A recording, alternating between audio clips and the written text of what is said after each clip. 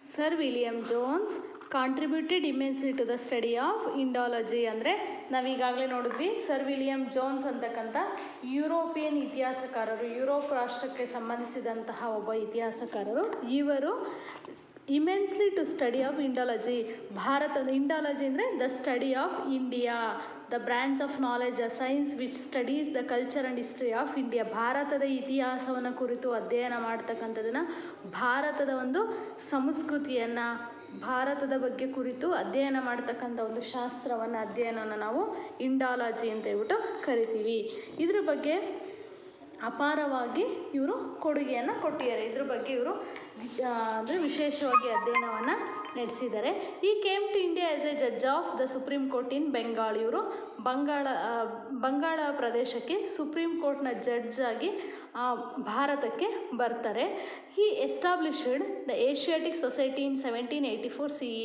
ಇವರು 1784ರಲ್ಲಿ the Asiatic society ಅಂತಕ್ಕಂಥ ಒಂದು ಪುಸ್ತಕವನ್ನು ಬರೀತಾರೆ. ಕಲ್ಕತ್ತಾದಲ್ಲಿ ಇವರು ವಾಸವಾಗಿರ್ತಾರೆ. Sir William Jones who was a multilingual expert. ಅಂದರೆ ಇವರು ಬಹುಭಾಷಾ ಪರಿಣಿತರು. ಅಂದರೆ ಇವರಿಗೆ ಎಲ್ಲ ಭಾಷೆಗಳಲ್ಲೂ ಕೂಡ ಜ್ಞಾನವಿತ್ತು, ಎಲ್ಲ ಭಾಷೆಯ ಜ್ಞಾನವೂ ಕೂಡ ಇವರಿಗಿತ್ತು, ಬಹುಭಾಷೆಗಳನ್ನು ಇವರು ಕಲ್ತಿದ್ರು. Translated the great works like Gitagovinda, Manava Dharmashastra and Kalidasa Shakuntala from Sanskrit to English. ಇವರು ಭಾರತದ ಸಂಸ್ಕೃತ ಭಾಷೆಯಲ್ಲಿದ್ದಂತಹ ಮಹಾನ್ ಕೃತಿಗಳಾದಂತಹ ಗೀತಗೋವಿಂದ, ಮಾನವ ಧರ್ಮಶಾಸ್ತ್ರ ಮತ್ತು ಕಾಳಿದಾಸನ ಶಾಕುಂತಲ ಇವೆಲ್ಲ ಕೃತಿಗಳನ್ನು ಇವರು ಇಂಗ್ಲೀಷ್ ಭಾಷೆಗೆ ತರ್ಜುಮೆಗೊಳಿಸಿದ್ರು, ಟ್ರಾನ್ಸ್ಲೇಟ್ ಮಾಡಿದ್ರು. ಇಂಗ್ಲೀಷ್ ಭಾಷೆಗೆ ಅದನ್ನು ಟ್ರಾನ್ಸ್ಲೇಟ್ ಮಾಡಿದ್ರು. ಅನದರ್ ಪ್ರಾಮಿನೆಂಟ್ ಓರಿಯೆಂಟಲಿಸ್ಟ್, ಮತ್ತೊಬ್ಬ ನಿಷ್ಠಾವಂತ ಓರಿಯೆಂಟಲಿಸ್ಟ್ ಅಂದರೆ ಏನಪ್ಪ ಅಂದರೆ the European scholars who are interested in the history, culture and spirituality of the eastern countries. ಅಂದರೆ ಓರಿಯೆಂಟಲಿಸ್ಟ್ ಅಂದರೆ the European scholars who are interested in the history, culture and spirituality of eastern countries. Eastern countries ಅಂದರೆ ಪೂರ್ವ ದೇಶಗಳು, ಪೂರ್ವ ರಾಷ್ಟ್ರಗಳು. ಅಂದರೆ ನಮ್ಮ ಭಾರತದಂತಹ ರಾಷ್ಟ್ರಗಳ ಒಂದು ಇತಿಹಾಸ, ಇಲ್ಲಿನ ಒಂದು ಸಂಸ್ಕೃತಿ, ಇಲ್ಲಿನ ಒಂದು ಆಧ್ಯಾತ್ಮಿಕತೆ, ಇವುಗಳ ಬಗ್ಗೆ ಆಸಕ್ತಿಯನ್ನು ಹೊಂದಿರತಕ್ಕಂತಹ ಯುರೋಪ್ ರಾಷ್ಟ್ರದ ಪಂಡಿತರಿರ್ತಾರಲ್ಲ, ಅವ್ರುಗಳಿಗೆ ನಾವು ಓರಿಯೆಂಟಲಿಸ್ಟ್ ಅಂತ ಹೇಳ್ಬಿಟ್ಟು ಕರಿತೀವಿ. ಪೂರ್ವ ರಾಷ್ಟ್ರಗಳ ಇತಿಹಾಸವನ್ನು ಅಧ್ಯಯನ ಮಾಡ್ತಕ್ಕಂತಹ ಯುರೋಪಿಯನ್ ರಾಷ್ಟ್ರಗಳ ಪಂಡಿತರಿಗೆ ನಾವು ಓರಿಯೆಂಟಲಿಸ್ಟ್ ಅಂತ ಹೇಳ್ಬಿಟ್ಟು ಕರಿತೀವಿ.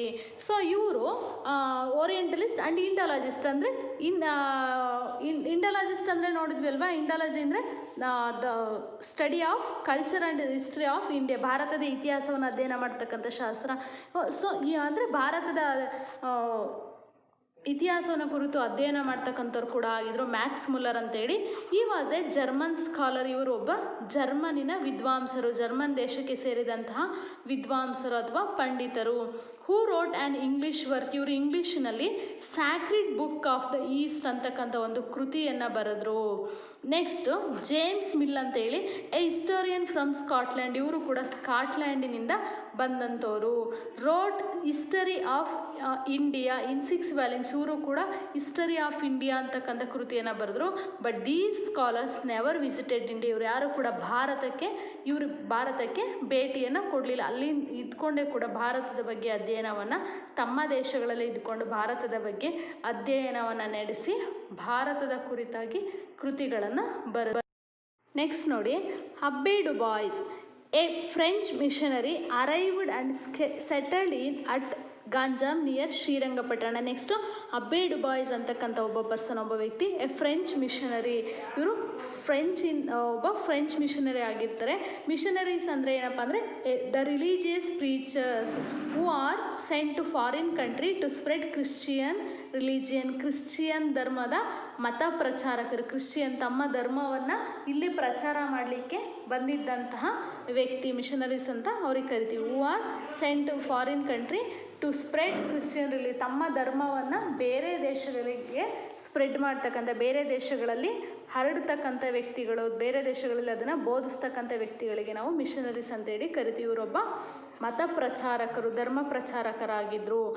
Arrived and settled at Ganjam near Srirangapatna. ನಮ್ಮ ಕರ್ನಾಟಕದ ಶ್ರೀರಂಗಪಟ್ಟಣದ ಬಳಿ ಇರ್ತಕ್ಕಂತಹ ಗಾಂಜಾಮ್ ಅಂತಕ್ಕಂಥ ಪ್ರದೇಶದಲ್ಲಿ ಇವರು ಹಲವು ವರ್ಷಗಳ ಕಾಲ ಇರ್ತಾರೆ. He lived as a sage, ಇವರೊಬ್ಬ ಸೇಜ್ ಅಂದರೆ ಸಂತರು, ಅಂದರೆ ಏಕಾಂಗಿಯಾಗಿ ಇವರು ವಾಸವಾಗಿರ್ತಾರೆ. By adapting the local culture and customs, ಇಲ್ಲಿನ ಅಂದರೆ ನಮ್ಮ ಒಂದು ಸ್ಥಳೀಯ ಸಂಸ್ಕೃತಿಯನ್ನು, ನಮ್ಮ ಕರ್ನಾಟಕದ ಒಳಗಿರ್ತಕ್ಕಂಥ ಸ್ಥಳೀಯ ಸಂಸ್ಕೃತಿಯನ್ನು, ಇಲ್ಲಿನ ಒಂದು ಪದ್ಧತಿಗಳನ್ನು ಇವರು ಅನುಸರಿಸ್ತಾ ಇರ್ತಾರೆ, ಅವಲಂಬಿಸ್ಕೊಂಡಿರ್ತಾರೆ. ಹಿ ವಾಸ್ ಕಾಲ್ಡ್ ದೊಡ್ಡ ಸ್ವಾಮಿ ಬೈ ದ ಲೋಕಲ್ ಪೀಪಲ್, ಅಲ್ಲಿನ ಜನಗಳು ಅಂದರೆ ಗಾಂಜಾಮ್ನಲ್ಲಿದ್ದಂಥ ಜನಗಳು ಇವರನ್ನು ದೊಡ್ಡ ಸ್ವಾಮಿ ಅಂತ ಹೇಳ್ಬಿಟ್ಟು ಕರೀತಾ ಇದ್ರು. ಬಟ್ ಇವರು ಯುರೋಪಿಯನ್ ಪರ್ಸನ್, ಯುರೋಪ್ ರಾಷ್ಟ್ರದಿಂದ ಬಂದು ಇಲ್ಲಿ ಇವರು ವಾಸವಾಗಿರ್ತಾರೆ.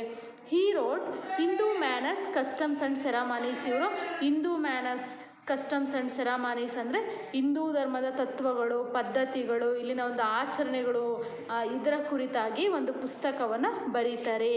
ಈ has presented Indian customs, values, thoughts, festivals and varnashrama system in his work. ಇವರು ತಮ್ಮ ಪುಸ್ತಕದಲ್ಲಿ ಭಾರತದ ಪದ್ಧತಿಗಳನ್ನು, ಭಾರತದ ಮೌಲ್ಯಗಳು, ಭಾರತೀಯರ ಆಲೋಚನೆಗಳು, ಇಲ್ಲಿನ ಹಬ್ಬಗಳು, ವರ್ಣಾಶ್ರಮ ಪದ್ಧತಿ ಅಂದರೆ ಹಿಂದೆ ಇದ್ದಂತಹ ಭಾರತೀಯ ಪದ್ಧತಿಗಳು, ಭಾರತದಲ್ಲಿ ನಡೀತಿದ್ದಂಥ ಅವರ ಜೀವನ ಪದ್ಧತಿಗಳು, ಇವೆಲ್ಲವನ್ನು ಕುರಿತು ತಮ್ಮ ಪುಸ್ತಕದಲ್ಲಿ ಬರೀತಾರೆ. Abe do boys lived year for 24 years, ಇವರಲ್ಲಿ ಸುಮಾರು 24 ವರ್ಷಗಳ ಕಾಲ ಇವರು ನಮ್ಮ ಕರ್ನಾಟಕದ ಶ್ರೀರಂಗಪಟ್ಟಣದ ಬಳಿ ಇರ್ತಕ್ಕಂಥ ಗಾಂಜಾಮ್ನಲ್ಲಿ ವಾಸವಾಗಿರ್ತಾರೆ. ಆ್ಯಂಡ್ ರಿಟರ್ನ್ ಟು ಫ್ರಾನ್ಸ್, 24 ವರ್ಷಗಳ ನಂತರ ತಮ್ಮ ಸ್ವದೇಶವಾದಂಥ ಫ್ರಾನ್ಸ್ಗೆ ವಾಪಸ್ ಹೋಗ್ತಾರೆ. ಅಪಾರ್ಟ್ ಫ್ರಮ್ ದೀಸ್ ಇವರಲ್ಲದೆ Elphinstone, Coles, Brooke, Cunningham, Elliot and Dawson have introduced the different stages of Indian history. ಅದಲ್ಲದೆ ಬೇರೆ ಬೇರೆ ವ್ಯಕ್ತಿಗಳಾದಂಥ ಎಲ್ಫಿನ್ಸ್ಟೋನ್, ಕೋಲ್ಸ್, ಬ್ರೂಕ್, ಕನ್ನಿಂಗ್ಹ್ಯಾಮ್ ಈ ಥರ ಹೇಳಿದ್ವಲ್ಲ, ಇವರೆಲ್ಲರೂ ಕೂಡ ಭಾರತೀಯ ಇತಿಹಾಸವನ್ನು ಕುರಿತು ಡಿಫ್ರೆಂಟ್ ಸ್ಟೇಜಸ್, ಭಾರತೀಯ ಇತಿಹಾಸವನ್ನು ವಿವಿಧ ಹಂತಗಳಲ್ಲಿ ವರ್ಣನೆ ಮಾಡಿದ್ದಾರೆ. ನೆಕ್ಸ್ಟ್ ನೋಡಿ,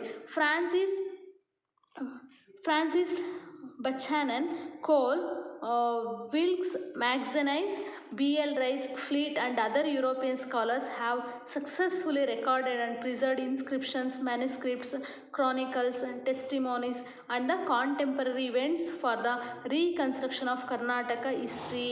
ಅದಲ್ಲದೆ ನಮ್ಮ ರಾಜ್ಯವಾದ ಕರ್ನಾಟಕದ ಇತಿಹಾಸವನ್ನು ಕಟ್ಟುವಲ್ಲೂ ಕೂಡ ಹಲವಾರು ಜನ, ಈಗಾಗಲೇ ನಾನು ಮೇಲೆ ಹೇಳಿದ್ನಲ್ಲ, B.L. Rice, Fleet, ಮ್ಯಾಗ್ನೈಸ್, ಈ ಥರ ಹಲವಾರು ಜನ ಪಂಡಿತರುಗಳು ನಮ್ಮ ಕರ್ನಾಟಕದ ಇತಿಹಾಸನ ಕಟ್ಟಿಯರೆ. Successfully recorded and preserved inscriptions, ನಮ್ಮ ಕರ್ನಾಟಕದ ಶಾಸನಗಳನ್ನು, ಮೆನ್ಸ್ಕ್ರಿಪ್ಟ್ಸ್ ಅಂದರೆ ಹಸ್ತಪ್ರತಿಗಳು ಅಂತೇಳಿ ಕರಿತೀವಿ. ಕ್ರಾನಿಕಲ್ಸ್, ನಮ್ಮ ಕರ್ನಾಟಕದ ಇತಿಹಾಸನ ಕುರಿತಂತೆ ವೃತ್ತಾಂತಗಳು, ರಾಜಮನೆತನಗಳ ಕುರಿತಾದಂಥ ಕಥೆಗಳನ್ನು, ವೃತ್ತಾಂತಗಳನ್ನು. ಟೆಸ್ಟಿಮೋನೀಸ್ ಅಂದರೆ ಸಾಕ್ಷ್ಯಗಳು, ಆಧಾರಗಳನ್ನು, ಅಂದರೆ ನಮ್ಮ ಇಲ್ಲಿ ಈ ಥರ ಒಂದು ಇತಿಹಾಸ ಇತ್ತು ಅನ್ನೋದಕ್ಕೆ ಆಧಾರಗಳನ್ನು. ಆ್ಯಂಡ್ ಕಾಂಟೆಂಪರರಿ ಇವೆಂಟ್ಸ್, ಕಾಂಟೆಂಪರರಿ ಅಂದರೆ ಸಮಕಾಲೀನ, ಆ ಕಾಲದಲ್ಲಿ ನಡೆದಂಥ ಕೆಲವು ಘಟನೆಗಳನ್ನು, ಇವೆಲ್ಲವನ್ನು ಕೂಡ ಇವರು ಸಂಗ್ರಹಿಸಿ ಇಟ್ಟಿದ್ರು. For a reconstruction of Karnataka history, Karnataka ಇತಿಹಾಸವನ್ನು ಇವುಗಳ ಮೂಲಕ ಕಟ್ಟಿಕೊಡಲಿಕ್ಕೆ ನೋಡಿದ್ರು. Thus Europeans have been successfully in introducing a novel way of understanding and constructing to the history to the Indians. ಈ ರೀತಿಯಾಗಿ ಯುರೋಪಿಯನ್ನರು ಭಾರತದ ಇತಿಹಾಸವನ್ನು ಹಲವಾರು ಅಂದರೆ ಪುಸ್ತಕಗಳ ರೂಪದಲ್ಲಿ ನಮಗೆ ಪರಿಚಯ ಮಾಡಲಿಕ್ಕೆ ಶುರು ಮಾಡಿದ್ರು. ಪರಿಚಯ ಮಾಡಿಸಿ ಒಂದು ಹೊಸ ಇತಿಹಾಸಕ್ಕೆ ಒಂದು ಹೊಸ ರೂಪವನ್ನು ಕೊಟ್ಟರು.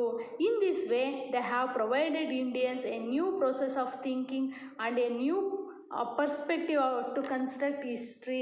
ಈ ರೀತಿಯಾಗಿ ಅವರು ಅಧ್ಯಯನ ಮಾಡೋದ್ರ ಮೂಲಕ, ಈ ರೀತಿಯಾಗಿ ನಮಗೆ ಭಾರತದ ಇತಿಹಾಸನ ಪರಿಚಯಿಸೋದ್ರ ಮೂಲಕ ನಮ್ಮ ಭಾರತೀಯರಲ್ಲಿ ಒಂದು ಹೊಸ ಆಲೋಚನೆ ಮೂಡಲಿಕ್ಕೆ, ನೀವು ಪರ್ಸ್ಪೆಕ್ಟಿವ್ ಅಂದರೆ ಒಂದು ಹೊಸ ದೃಷ್ಟಿಕೋನ, ನಮ್ಮ ಇತಿಹಾಸವನ್ನು ಕಟ್ಟಲಿಕ್ಕೆ ಹೊಸ ದೃಷ್ಟಿಕೋನ, ನಮ್ಮ ಇತಿಹಾಸವನ್ನು ತಿಳಿಲಿಕ್ಕೆ ಹೊಸ ದೃಷ್ಟಿಕೋನವನ್ನು ಮೂಡಿಸುವಲ್ಲಿ ಯುರೋಪಿಯನ್ನಿನ ಮೇಧಾವಿಗಳು ಸಹಾಯವನ್ನು ಮಾಡಿದ್ರು.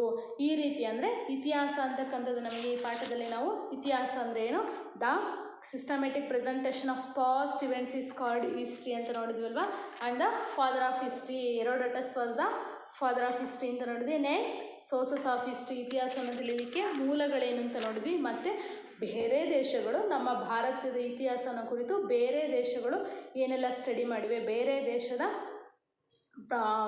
ಮಹಾನ್ ಮೇಧಾವಿಗಳು, ಅದರಲ್ಲೂ ಕೂಡ ಯುರೋಪಿಯನ್ ರಾಷ್ಟ್ರದ ವಿದ್ವಾಂಸರುಗಳು ನಮ್ಮ ಭಾರತದ ಇತಿಹಾಸನ ಕಟ್ಟಲಿಕ್ಕೆ ಯಾವ ಥರ ಸಹಾಯವನ್ನು ಮಾಡಿದ್ದಾರೆ ಅನ್ನೋದನ್ನು ನೋಡಿದ್ವಿ. ಹಲವಾರು ಭಾರತೀಯ ಕೃತಿಗಳನ್ನು ತಮ್ಮ ಭಾಷೆಗಳಿಗೆ, ಯುರೋಪಿಯನ್ ಭಾಷೆಗಳಿಗೆ, ಈಗ ಎಕ್ಸಾಂಪಲ್ ಇಂಗ್ಲೀಷ್ ಭಾಷೆಗೆ ಕನ್ವರ್ಟ್ ಮಾಡೋದ್ರ ಮೂಲಕ, ಇಂಗ್ಲೀಷ್ ಭಾಷೆಯಲ್ಲಿ ಅದನ್ನು ಟ್ರಾನ್ಸ್ಲೇಟ್ ಮಾಡೋದ್ರ ಮೂಲಕ ಭಾರತೀಯ ಒಂದು ಇತಿಹಾಸದ ಬಗ್ಗೆ ಅವರು ವಿಶೇಷವಾದ ಆಸಕ್ತಿಯನ್ನು ತೋರಿಸಿದ್ರು.